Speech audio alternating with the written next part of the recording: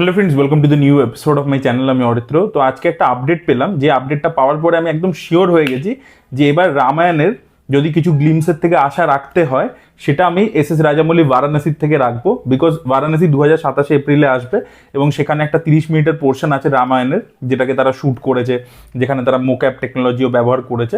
তো সেই এবং অলরেডি আপনারা দেখবেন যে আন্ধ্রপ্রদেশে সেই জায়গাতে আর কি, তেলেঙ্গানা, আন্ধ্রা, এই জায়গাতে কিছু কিছু সিনেমা হলে অলরেডি মহেশবাবু এজ রাম সেরকম পোস্টার্স কিন্তু লাগানো হয়েছে এবং সেখান থেকে হাইপ আপ আছে, আপনারা প্রত্যেকেই জানেন। এবং আমরা যখন কনসেপ্ট ভিডিওটা দেখেছিলাম সেখানে দেখতে পেয়েছিলাম যে আমরা রামায়ণের যে লঙ্কার যুদ্ধ সেটা দেখতে পাবো।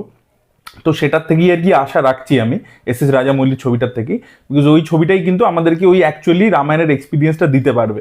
বিকজ আজকে যে আপডেটটা পেলাম, সেই আপডেটটা পাওয়ার পরে আমি একদম শিওর হয়ে গেছি এই ছবিটার মধ্যে কিছু একটা গন্ডগোল আছে। এই রামায়ণ বলে যে নামিত মালহোত্রার ছবিটা হচ্ছে, এই ছবিটা শিওর শট ঘাঁটতে চলেছে। আমি কেন আপনাদেরকে বুঝিয়ে বলছি। প্রথম কথা হচ্ছে, নামিত মালহোত্রা এই যে পডকাস্টে এসে ভুলভাল বলে যাচ্ছে বাজেট 4,000 কোটি টাকা, এই ধরনের জিনিসপত্র অনেকদিন আগে থেকেই বলছে, জিনিসগুলোকে হাইপ আপ করছে। সব থেকে প্রথম আমি এটাকে নিয়ে ভিডিও বানিয়েছিলাম জুলাই মাসে 2025 আমি ভিডিও বানিয়েছিলাম। আমি লিঙ্ক দিয়ে দেবো ডেসক্রিপশনে, আপনারা গিয়ে ভিডিওটা পুরো চেক আউট করে দেখুন। একটা প্রায় 19 মিনিট 20 মিনিটের ভিডিও, আপনারা পুরো চেক আউট করে দেখুন। ওখানে আমি ডিটেলে কথা বলেছি নামিত মালহোত্রা কে, তার ব্যাকগ্রাউন্ড কি, সেই যে বাজেট বাড়িয়ে চাড়িয়ে বলছে এই ফিগার্সগুলো, সেটা কিভাবে ডেট্রিমেন্টাল হতে চলেছে এবং কেন এই ছবিটা ওয়েস্টার্ন অডিয়েন্স বা চায়নার মার্কেটে অ্যাকসেপ্টেড হবে না, সেইগুলো নিয়ে আমি ডিটেলে আলোচনা করেছি। এখানে অল্প অল্প করে অবশ্যই এই পয়েন্টার্সগুলো ছুঁয়ে যাবো, বাট ওই ভিডিওটা আপনারা দেখলে পুরো ডিটেলে জিনিসটা পেয়ে যাবেন আর কি। তো নামিত মালহোত্রা এটা নিয়ে বহুদিন ধরেই বলছে বিভিন্ন পডকাস্ট, এবং সেটা নিয়ে দেখবেন পরবর্তীকালে অন্য ইউটিউবাররাও কিন্তু কথা বলা শুরু করেছে যে ভাই নামিত মালহোত্রা যেভাবে হাইপ আপ করছে, যে জিনিসপত্র বলছে ছবিটাকে নিয়ে, এবার আর কি ভয় লাগছে ছবিটাকে নিয়ে। দেখবেন অনেকে বলেছে, সিনেমান থেকে শুরু করে অনেকে বলেছে, ভালো ভালো যারা ইউটিউবার আছে, যারা সিনেমা বোঝে অ্যাকচুয়ালিতে, তারা কিন্তু প্রত্যেকেই এই কথাটা বলে। আজকের যে আপডেটটা পেলাম সেটা হচ্ছে final nail in the coffin. ঠিক আছে, কেন বলছি? আপডেটটা হচ্ছে যে ক্রিস্টোফার নোলানকে নামিত মালহোত্রা এই ছবিটার সাথে যুক্ত করেছে। ইয়েস, তিনি আর কি পোস্ট প্রোডাকশন সুপারভিশন করবেন এবং তার যে ডিওপি আছে হয়তেমা, তো তারা দুজন আর কি অ্যাসোসিয়েটেড হয়েছে এবং অগস্ট 2026 থেকে তারা এই ছবিটার মধ্যে কাজ শুরু করবে। মানে নোলানকে দিয়ে পোস্ট প্রোডাকশন সুপারভিশন করানো হবে, যেখানে কালার গ্রেডিং থেকে শুরু করে এডিট, এবং নোলানেরই যে এডিটার আছে জেনিফার লেম, তো তাকে আর কি হায়ার করা হয়েছে। সে মানে আমাদের ব্ল্যাক প্যান্থারেরও একটা পার্ট এডিট করেছে, ওয়াকান্ডা ফরএভার, এবং তার সাথে নোলানের ছবিও এডিট করেছে। তো সে এডিট করবে। তাছাড়া কালার কারেকশন থেকে শুরু করে সব কিছু, যে ইভেন সিজির যে কাজ, সেগুলো কিন্তু সবই ক্রিস্টোফার নোলান নাকি করতে চলেছেন, মানে সুপারভাইজ করতে চলেছেন। এবং 72 দিনের একটা স্কেডিউল উনি রেখেছেন এই ছবিটার জন্য, যেটা অগস্ট থেকে শুরু হবে আর কি। এবার দেখুন, এইটা একটা মার্কেটিং গিমিকও হতে পারে, যেটা পিআরদের তরফ থেকে স্প্রেড করা হয়েছে। দেখুন, ওয়েস্টার্ন কান্ট্রিতে এই ছবিটাকে চালাতে গেলে, দেখুন ছবিটা প্যান ইন্ডিয়া লেভেলে যাতে ওয়ার্ক করে, তাই জন্য একটা নর্থ ইন্ডিয়া থেকে বড় স্টারকে নেওয়া হয়েছে, সাউথ ইন্ডিয়া থেকে একটা বড় স্টার নেওয়া হয়েছে। তারপরে প্যান ইন্ডিয়া, আমি বিজনেস পার্সপেক্টিভ দিয়ে বলছি, স্টার ডমিনেটেড ইন্ডাস্ট্রি। তো এখানে আমি এইভাবে মার্কেট করে দেবো যে দুটো বড় স্টার একসাথে ছবির মধ্যে রয়েছে এবং হিউজ একটা সাপোর্টিং অনসম্বল রয়েছে, সেটা তো আছে। প্লাস রামায়ণ হচ্ছে বড় বাজেটে, হচ্ছে হলিউডের কো প্রোডাকশন, এইসব বলে মার্কেটিং করে দেবো। বাট হলিউডে ওয়েস্টে খাওয়ানোর মতো কি আছে? দেখুন, এস রাজামৌলিকে যেরকম RRR পরবর্তীতে ওয়েস্টার্ন প্রচুর বড় ডিরেক্টর থেকে শুরু করে, ক্রিটিক থেকে শুরু করে অনেকে অ্যাপ্রিসিয়েট করেছে। ওয়েস্ট কিন্তু এখন তাকিয়ে রয়েছে এস রাজামৌলি পরবর্তী ছবিটা কি বানাবে, সেটা আপনারা দেখেছেন অলরেডি। তারা কিন্তু বুদ্ধি করে প্রিয়াঙ্কা চোপড়াকে কাস্ট করেছে, যার হলিউডে একটা ভিজিবিলিটি আছে, এবং অলরেডি তারা প্রমোশন ইত্যাদিও সেইভাবে প্ল্যান করে শুরু করে দিয়েছে, ওয়েস্টার্ন মিডিয়াকে ইন্টারভিউ ইত্যাদি দিচ্ছে। এবার নামিত মালহোত্রা ওয়েস্টে রামায়ণটাকে বিক্রি করবে কি করে?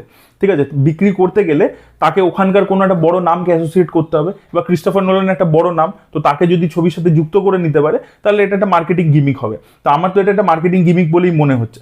যদি মার্কেটিং দিকটা সরিয়ে রাখি এবং ক্রিয়েটিভলি যদি বলি, জিনিসটা খুবই খারাপ একটা জিনিস যে ক্রিয়েটিভলি যদি ক্রিস্টোফার নোলান এটার সাথে ইনভলভড হয়, যে সে টেকনিক্যাল জিনিসটাকে মানে সুপারভাইজ করবে, সেই জন্য ইনভলভ হয়, এটা কিন্তু ছবিটার জন্য খুব একটা ভালো নয়। এবার আপনি বলবেন যে কেন? ক্রিস্টোফার নোলান এত বড় ডিরেক্টর, অবশ্যই খুব বড় ডিরেক্টর, আমার খুব পছন্দের। আমার চ্যানেলে গিয়ে তার যে ছবির রিভিউ আছে সেগুলো আপনারা চেক আউট করে দেখতে পারেন, তার তো আমরা ফ্যান হই প্রত্যেকে। কিন্তু ব্যাপার হচ্ছে ইস্টার্ন স্টোরি টেলিং এবং ওয়েস্টার্ন স্টোরি টেলিং এর মধ্যে একটা ডিফারেন্স আছে। Ramayana is not about the technicality, ঠিক আছে? আপনাকে ইমোশনটা ধরতে হবে। এবং এই যে আমাদের যে ইস্টার্ন সেন্সিবিলিটি, তার যে স্টোরি টেলিং যে স্টাইলটা, যেটা আমাদের ডান্স ড্রামা থেকে ইভলভ করে এসছে, সেটা খুব ডিফারেন্ট ওয়েস্টের থেকে।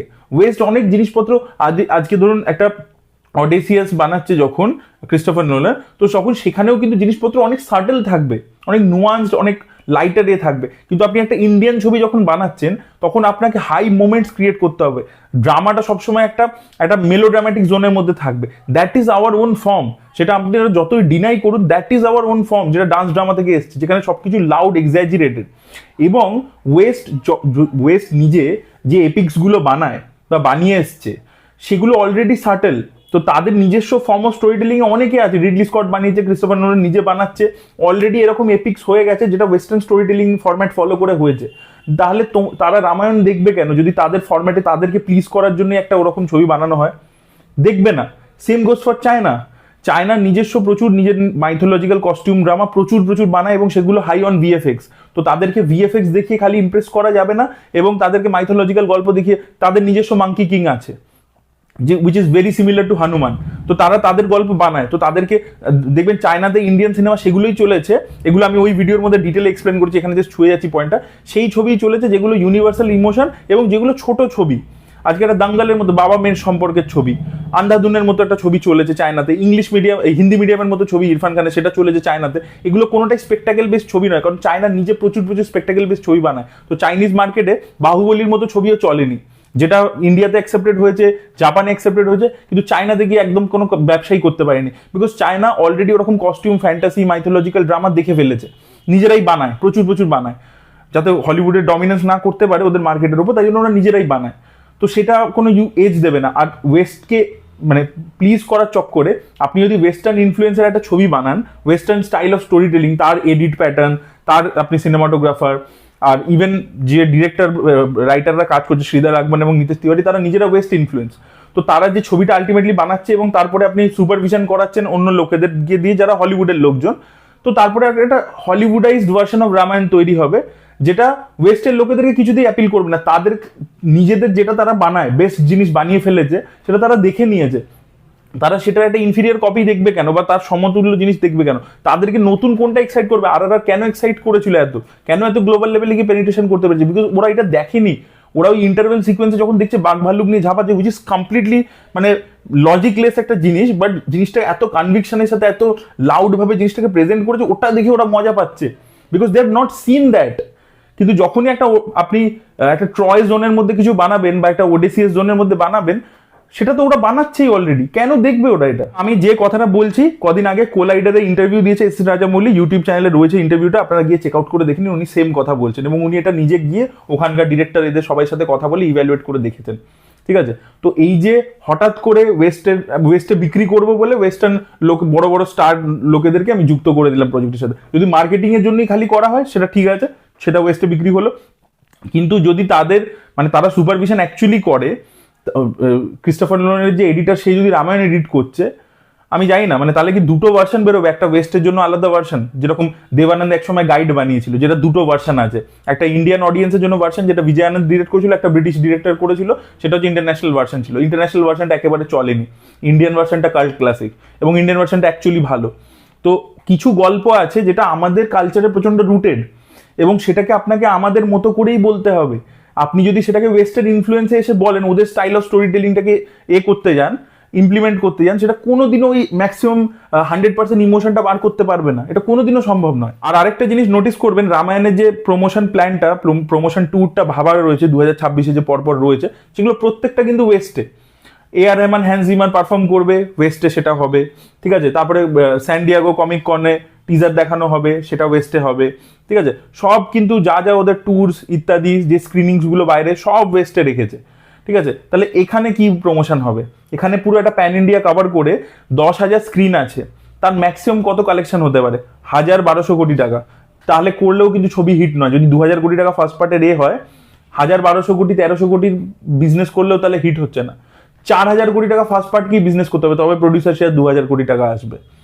বুঝতে পারছি? তো সেই জিনিসটা করতে গেলে যে অ্যাওয়ারনেসটা পুরো ইন্ডিয়ার মধ্যে ছড়াতে হবে, যে লোকেরা সিনেমা কোনোদিনও গিয়ে হলে দেখে না, তাদেরকেও নিয়ে আসতে হবে। কারণ এখানে বড় বিগেস্ট ব্লকবাস্টারও 4-5 কোটি লোকেরাই দেখে হলে গিয়ে, 3 কোটি 4 কোটি 5 কোটি, এটা ম্যাক্সিমাম আমি বলছি, আমি উল্টে বাড়িয়ে বলছি, তার বেশি লোকেরা যায় না হলে। তো সেই পপুলেশনটাকে আপনাকে নিয়ে আসার জন্য আপনি ইস্টে কি প্রমোশন প্ল্যান করছেন? আপনি খালি ওয়েস্টেড মার্কেটকে টার্গেট করছেন, যেখানে আপনি যে style of story telling implement করতে যাচ্ছেন সেটা ওখানে অ্যাকসেপ্টেড হবে না। আমি এটা নিয়েও তখন ওই ভিডিওটার মধ্যে ডিটেলে কথা বলেছিলাম।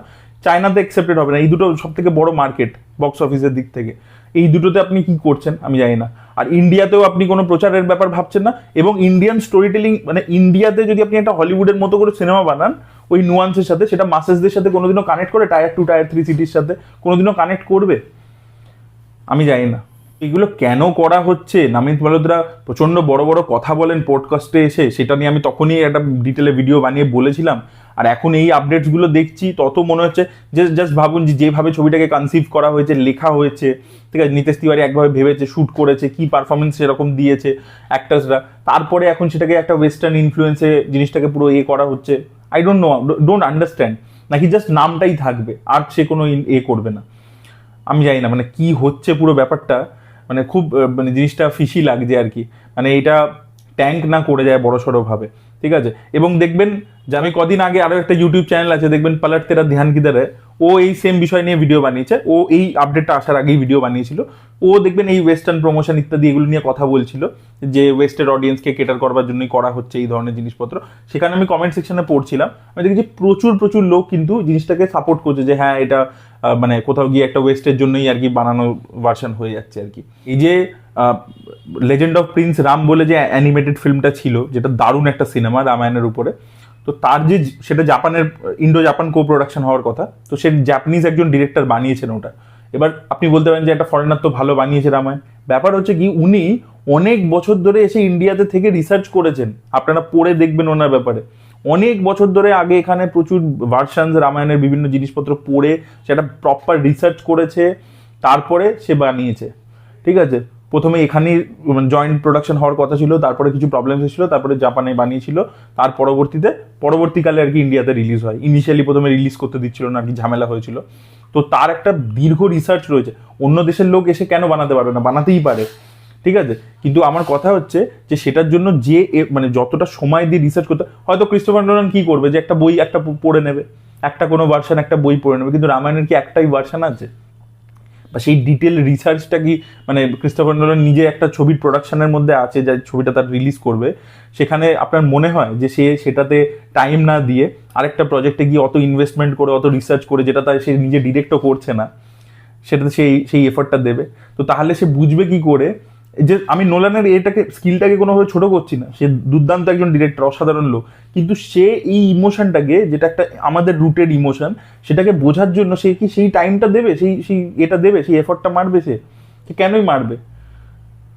আমি বুঝতে পারছি, যেখানে তার নিজের প্রজেক্ট নয়। যদি সে নিজে ডিরেক্ট করতো আজকে, সে নিজের মতো করে রিসার্চ করে নিজের জিনিসপত্র করে দেখাতো, তাতে কোনো বক্তব্যই থাকতো না। কিন্তু এইগুলো কেন করছে, এগুলো কেন করা হচ্ছে আমি বুঝতে পারছি না। আমার মনে হয় ছবিটা ঘেটে যাবে, এটা আমি অনেস্ট ওপিনিয়ন আমি রাখলাম। আমারও ছবিটা থেকে এক্সপেকটেশন ছিল, বাট এই ধরনের আপডেট যখন থেকে পাচ্ছি, যে ভাই তাহলে ডিরেক্টরকে তুমি নিয়েছো কেন? তাহলে তুমি ওয়েস্টের কোনো ডিরেক্টরকে নিতে পারতে। তুমি ডিরেক্টর একরকম বানিয়েছে, এবার তুমি শিওর নও যে না ভাই যাতে আউটপুট বেস্ট আসে, আমি ওয়েস্টে কিছু একটা ওখানে গন্ডগোল হয়ে যাবে, এত বেশি টাকা এখানে রাইড করছে, তাই জন্য আমি আরেকটা বড় অ্যাসোসিয়েটেড মানে কাউকে নিয়ে আসি। এটা কোনো doesn't make any sense to me. তো এটাই বলার ছিল। আপনাদের ওপিনিয়ন অবশ্যই কমেন্টে জানাবেন। Thank you so much, bye by.